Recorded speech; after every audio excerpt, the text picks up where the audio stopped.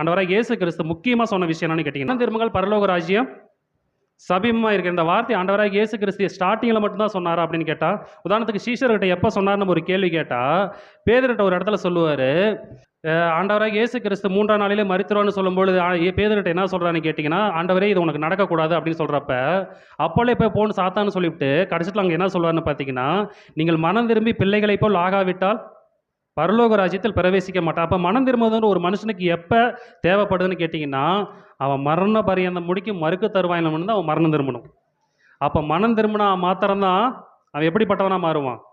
அந்த கோதுமை மணியாக மாறுவார் அப்படின்னு நம்ம பார்க்கணும். ஆண்டவராகிய இயேசு கிறிஸ்து ஒரு இடத்துல சொல்லும்பொழுது, அவர் குமாரனாய் இருந்து பட்ட பாடுகளினாலே கீழ்ப்படுதலை குமாரராய் இருக்கிற அவரே கீழ்ப்படுதலை கற்றுக்கொண்டார்ன்னு சொல்லும்பொழுது, நம்ம ஏமாத்துறோம்.